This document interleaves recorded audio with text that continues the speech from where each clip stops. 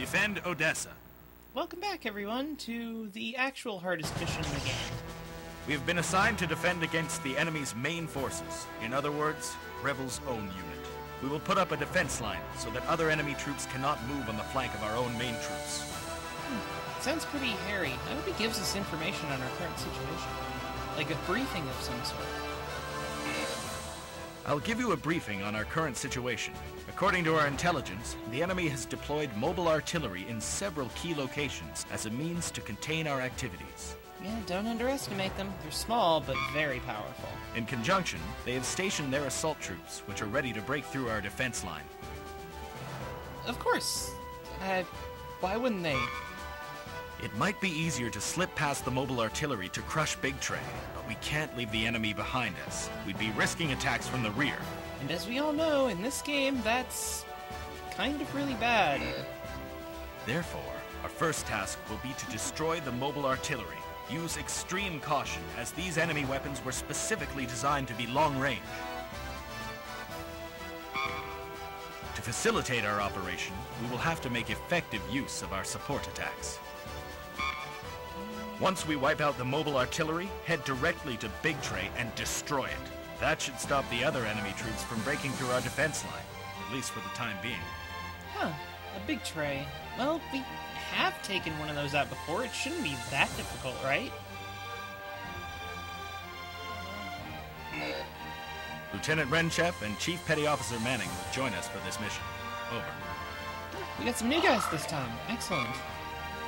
The enemy has mobile artillery and gun tanks. Frontal assaults on these long-range enemies is suicide. Destroy gun tank before advancing. Approach and destroy the enemy from the rear undetected.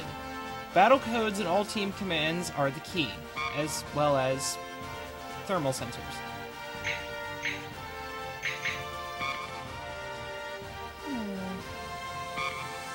Black Tri-Stars, a team of seasoned veterans, Gaia Ortega and Sir Not Appearing in this game, that pilot the new model DOMs. Mobile artillery. These long-range attack vehicles come from behind the central hill to attack our forces. It's difficult to get in close without smoke grenades, so we're going to be using a lot of those. Big Trey, we fought one of these before, you know what it does. Honestly, it's really obvious what this is about. We have to get up to the Big Trey and shoot the cockpit out. Seems pretty simple. If we had, you know, free-firing weapons, it'd be a lot easier, but that's not how the game works. Yeah, Yeah, you don't really have to worry about the hover trucks too much. This mission is pretty rough, simply because of how it kind of... The physical map of the stage and the level design is really what gets you in this one. You're kind of corralled into these two canyons, and you have to approach Big Trey kind of from the front, or from a really open side with so little cover that it's not even really worth confronting. So, honestly, you kind of need smoke grenades. They're really important for this mission. And you also want some stun grenades on Renchif's unit, which we will be using, to take out the Guntanks. The stage kind of has a three-part setup. Your first move is to take out the Guntanks. Your second move is to take out or bypass the mobile artillery. And your third action is to take out the Big Trey. To destroy the mobile artillery, we should take advantage of our support attack. Smoke grenades will blind their gunners momentarily so they'll stop firing. Yeah, but you can't lock on through smoke. We should figure out how to combine these two methods effectively to produce an extraordinarily powerful attack.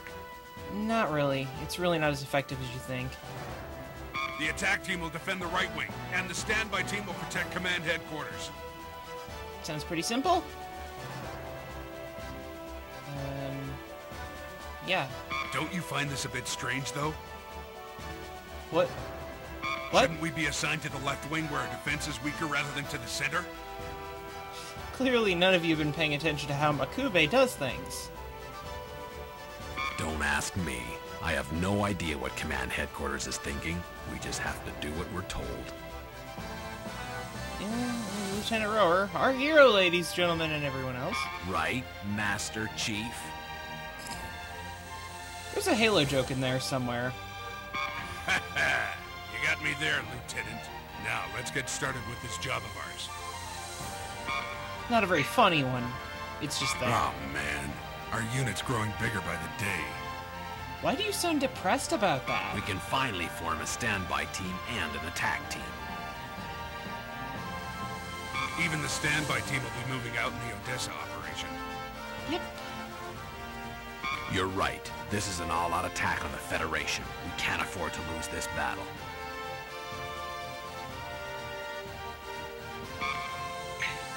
I hear that Lieutenant Mash lost his life in battle. Now I'm really curious to know who the Gundam pilot is. You are way too excited to hear about people dying, kid. He defeated both Lieutenant Ramba Raw and Lieutenant Mash.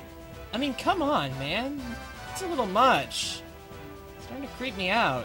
By the way, about Lieutenant Renchef and Chief Petty Officer Manning, Oh, you're always excited, aren't you? I heard that the units they belonged to in the Gobi Desert had been wiped out. Yeah? Those guys must be really skilled pilots to survive that kind of intense battle. Maybe. It might be nothing, but there's something about those two. I can't put my finger on it, but I got a strange vibe. Yeah, don't worry. That subplot is gonna go absolutely nowhere. I see that Odessa is also having a problem with supplies.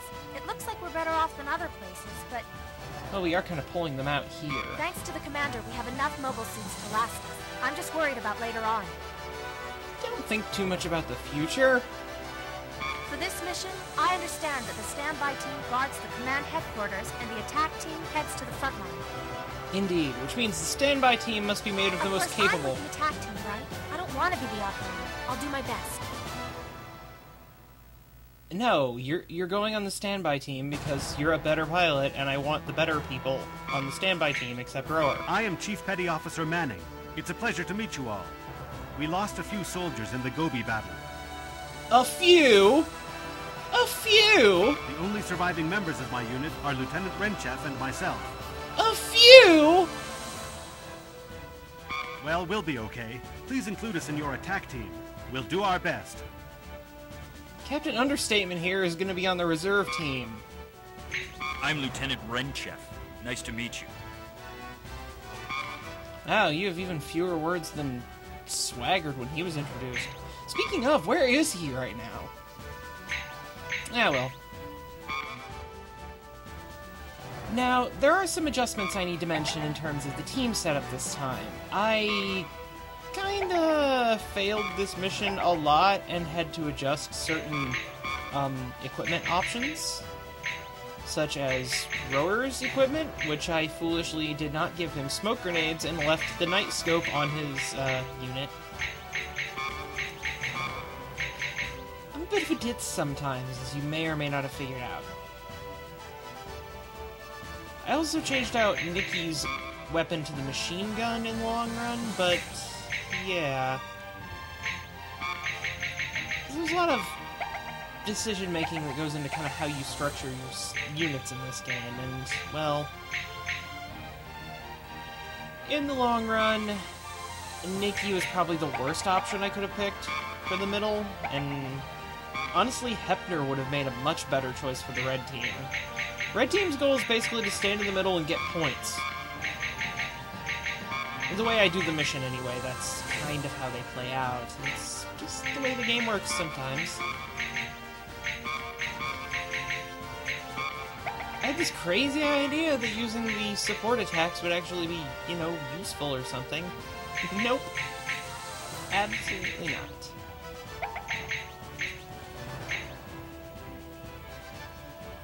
I have no idea what I'm doing here.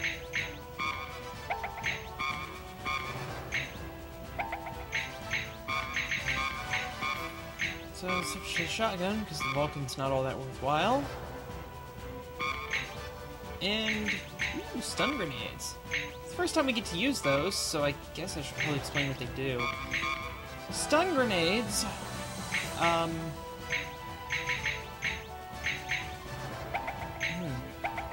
Stun grenades, basically, when they hit a target, cause them to turn blue. What it means is it screws up their targeting capabilities, so they actually cannot lock onto your unit while they're stunned like that.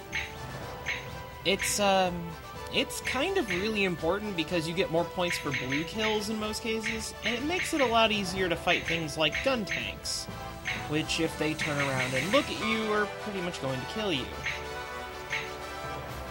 Now, there is a better weapon to stun people with. There is a much better weapon to stun people with that we will be seeing in, I think, 2 missions from now, is when we get our first DOMs, and those things are just amazing, so... Alright, the route setups for team... Honestly, the route setups for everybody are fine, but green... I kind of set up green's route here to kind of show the plan that I really follow.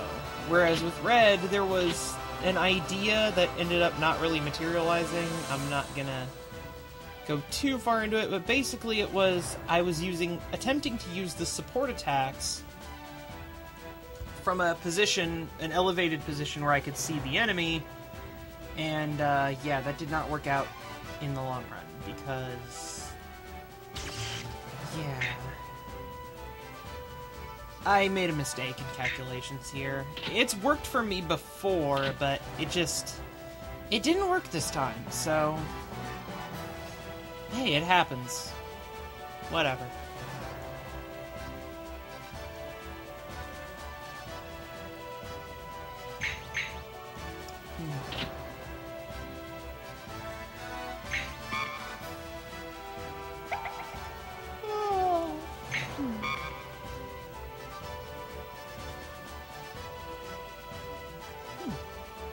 You know, I've never noticed it before, but that remain points, remain disc thing...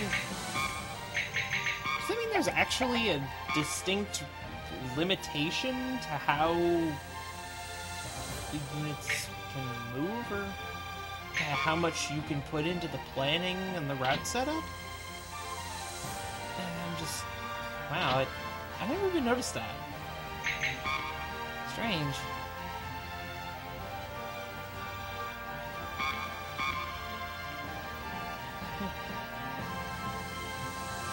So basically the trick to taking out Guntanks is to bring Wrenchef with his stun grenades,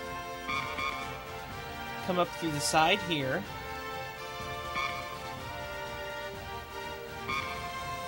turn your suit that way,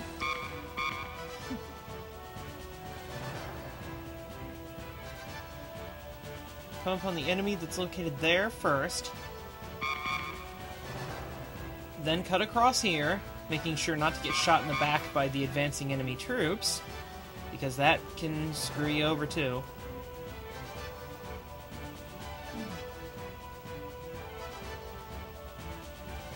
And by the way, those glowing red circles are the approximate locations of mobile artillery. You really don't want to fight those guys. And we move over here to approach the other Guntank from this side. Once again, stun and slash. Or that might be too complicated. We'll see. And finally, it's time to start the mission.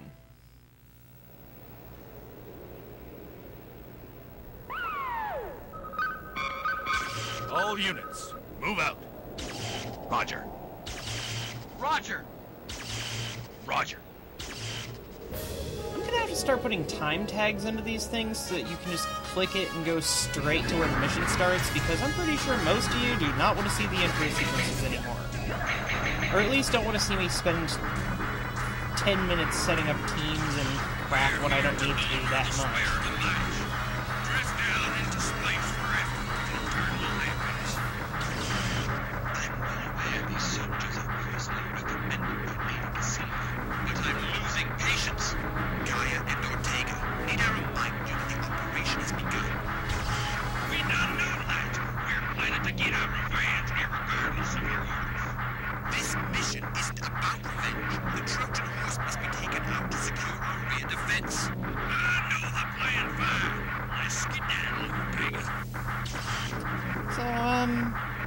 else heard Gaia say the word irregardless in that statement.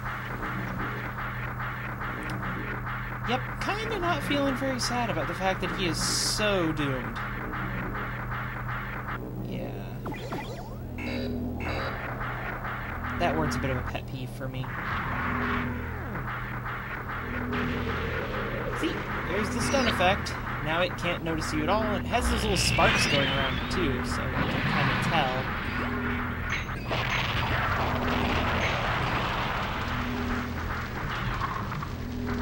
Now I'm having the various teams start to move so that everybody gets up to their A positions, which are basically the entrance of the two choke point routes.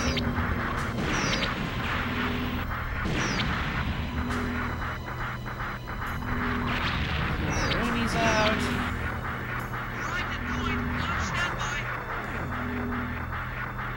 We switched over to the smoke grenades earlier because we want to use them to basically block the, Enemy unit. We're gonna throw a smoke grenade over here and it's gonna basically block the mobile artillery from having a chance to shoot at us at all from that position. It kind of glitches a little there, but it does seem to have an effect, regardless of it not physically showing up. Thank goodness for that. Anyway. Enemy unit. That's one of the Guntanks' bigger weaknesses, is it takes a while to turn around. If you can catch it by surprise, even just a little, you've got a huge, huge benefit. So now I'm parking these guys in this position and letting them basically just take on all comers. Because some enemies are going to move up here to try and attack me. Code Alpha. Use the go code and switch over to Rower's unit for this part. Enemy unit. Rower's unit is equipped again with the assault rifle or sniper rifle. And this is pretty much a requirement. So, yeah. Rower's team's gonna get the killing blow here, and that makes sense because, well, they have 4 smoke grenades and can hit a target from 250 meters away instead of the standard 150 for most guns. It isn't about revenge. Try studying our plan.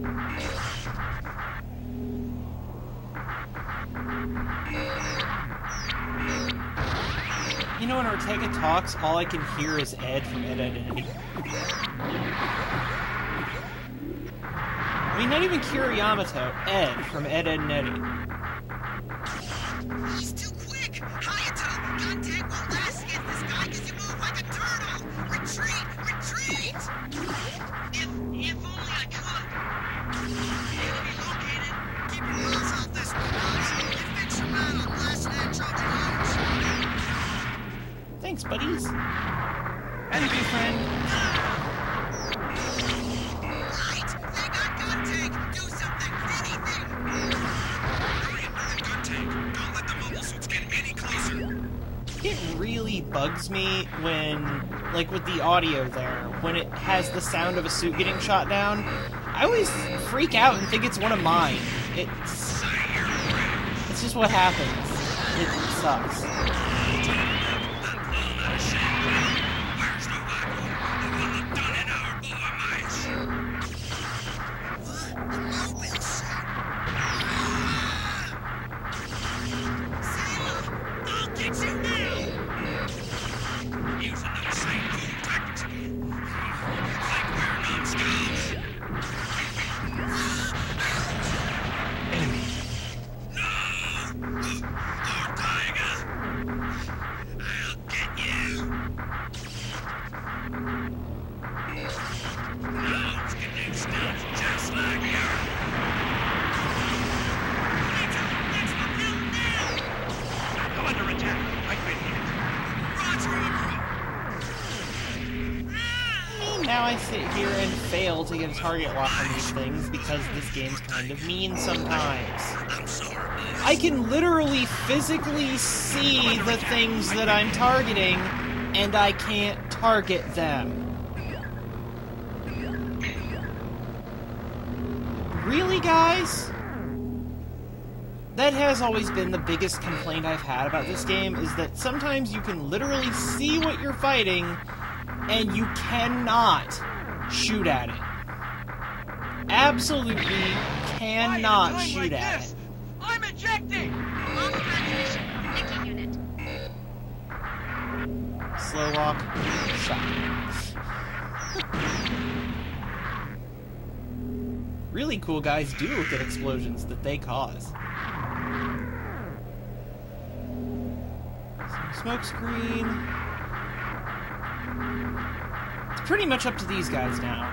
If I were to fail this part, I'd have to restart the mission. And I have, multiple times. And here's where I forgot that I didn't have my allies follow me. Oopsies. Another smoke grenade out. Block the cannon.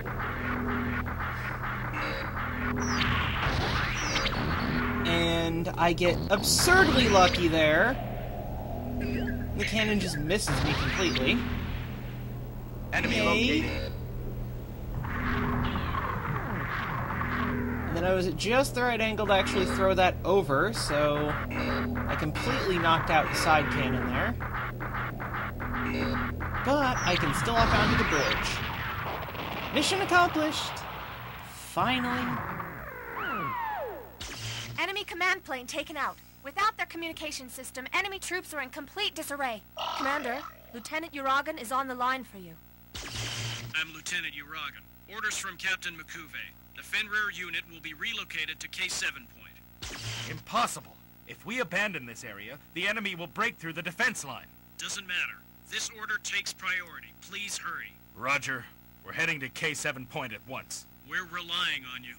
All units, we are now heading to K7 point. It does make a certain amount of sense for us not to get too involved in a frontline battle because we're a special operations group, but yeah, we just made it through that. The Black Tri-Stars would never return to the front line. Zeon lost its share of ace pilots again. As the terrible battle raged on, we were given a new assignment. Our mission was to guard Captain McCuve's Zanzibar until takeoff. With Captain McCuve in command, Zanzibar would leave the war-torn Odessa and head into space.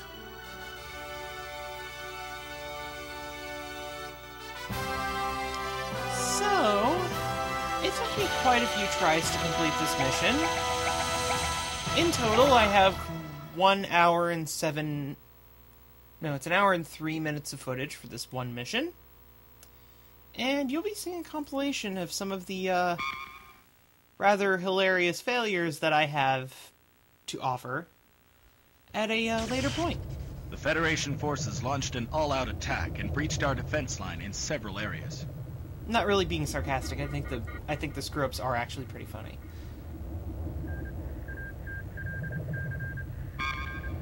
This misfortune was unavoidable, given the loss of our communication system, compounded by our inability to regroup. And when did all this happen? Where was I when this was going on? Even so, each and every soldier had given their best on the battlefield. At this stage, though, we were unable to stop the Federation forces. Yeah, it turns out numbers are more powerful than superior technology sometimes. Who'd have thought? Our troops commenced their retreat from Odessa. Okay. The commander of each unit was attempting to carry out the difficult task of withdrawing while keeping disorder to a minimum. That's kind of sad. We too were on our way to the rendezvous point. I mean, we can't change the future. We can't win the war. Why are we even fighting? I'll see y'all next time.